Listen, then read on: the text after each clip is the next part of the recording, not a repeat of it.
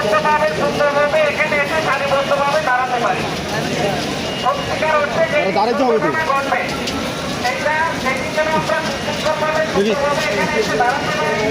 এখানে একটা অনুশীলনী হচ্ছে মহড়া, বাইরে প্রিপারেশন ট্রেন, ঠিক আছে? ওদিন আমরা কিভাবে নামবো, ধীরে ধীরে কাউকে ধাক্কাধাক্কি করে ফেলে দিব না। গর্ভবতী মা যারা আছে তাদেরকে আমরা ধরে নিয়ে তাদেরকে বেশ দিয়ে নিয়ে আমরা নিচে নামবো।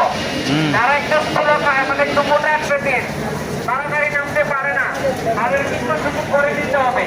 আমরা যারা এনার্জেটিক, যারা আমরা একটু যুবক টাইপের, তারা তাদেরকে একটু সুযোগ করে দিতে হবে আর সুশৃঙ্খলভাবে এখানে আসতে হবে। আসার একটাই কারণ যেন আমাদের সম্পদ এবং সম্পত্তির ক্ষয়ক্ষতির পরিমাণ কমিয়ে আনতে পারি। এটার জন্যই কিন্তু আজকের এই মহড়ার অনুশীলন। আমরা যদি অনুশীলন না করি, আমাদের যদি চর্চা না থাকে, তাহলে কিন্তু যেদিন দুর্ঘটনা ঘটবে সেই দিন কিন্তু আমরা আসতে পারবো না। এই জন্য কিন্তু প্রতি মাসে অথবা মহড়াটা করা হয় বা অনুশীলনটা করা হয়। আমরা কি আসতে পারবো?